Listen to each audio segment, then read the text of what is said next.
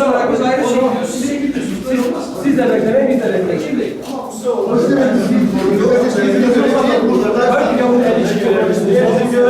Millet bir çevre olmuşsunuz ya.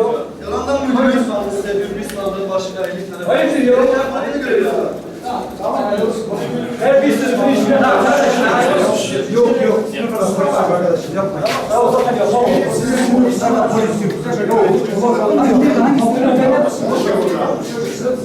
çevik kuvvet çıksın arkadaşlar. Çevik kuvvet araya gelsin.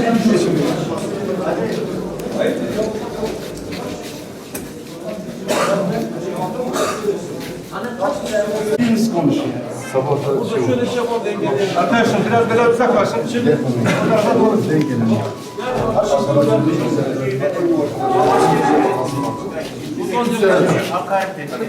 Tamam. Siz de beraber siz de iddianızı şey yapabilirsiniz. Hakaret bunu gerektirmez beyefendi. Sen yarın gelir mi? Devletin şurası var. Yarın gelir. Siz görevleri yakalamak için siz olmazcılık. Hakaret edemezsiniz. Siz hakaret ediyorsunuz. Siz de edemezsiniz. Edemezsiniz. Sen kişilik hakkı var. Siz edemezsiniz. O etti. O etti. O çocuk. Şahitler burada. Kesinlikle Herkes yeterince şahitleriniz geldiniz bana bulaştınız dediğiniz insanlara zorbalık yapıyorsunuz. arkadaşlar. İlk bana çarptı müdürüm ya. Tamam Siktir beyler. gidin Tamam. dışarıya diyor bizden. Lütfen buyurun. Leş kargası dedi bize. Buyurun. Bir dakika. O zaman diye herkes gelsin küfürü bak. İçeri boşaltın. Normal. Kimliğinizi tespit ettiniz. Verseniz kimliğinizi tespit edelim o zaman. Yok sen niye ne geliyorsun? Ben burada görevliyim. Yok yarın gelmem. Yok.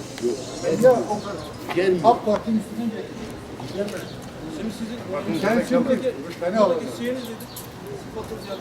Görevli olarak Gezici müşahede. Sandık şey değil. Tamam. Şurada durmayalım.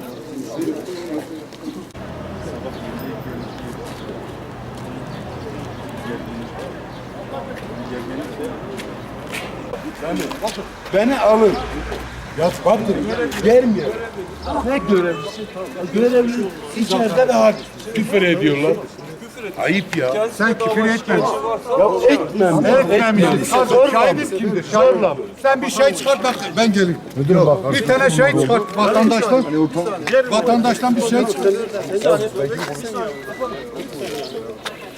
Ayıp ya. Bu ne? Kurulunun başında, sandık kurulunun başında bakın 15 metre kuralı Ağrı'da işletilmiyor. 15 metre kuralı var. Yasalar, bir dakika. Yasalar tamamıyla bunu bize emrediyor. Ama maalesef Ağrı Valiliği Kurulu Başkanı görev yapmıyorlar.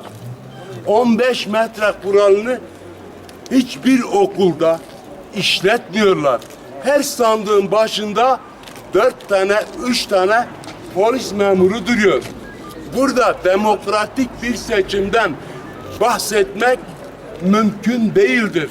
Onun için ben hemen şimdi gidiyorum. İl Seçim Kurulu'nda şikayetimi yapıyorum. Görüntüleri almışız. Görüntüler sabittir. Sandık başında silahlı birey polis memuru da olsa, kim olursa olsa duramaz.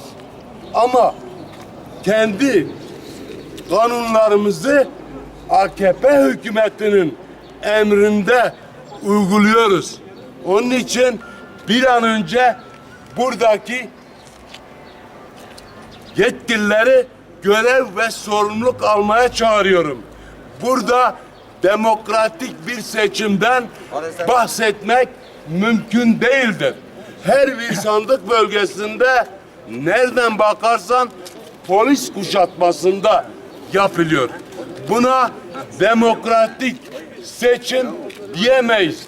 Bunun adı demokrasi değildir. Bunun adı tam da yerindeyken oligarşik bir yapının tezahürüdür.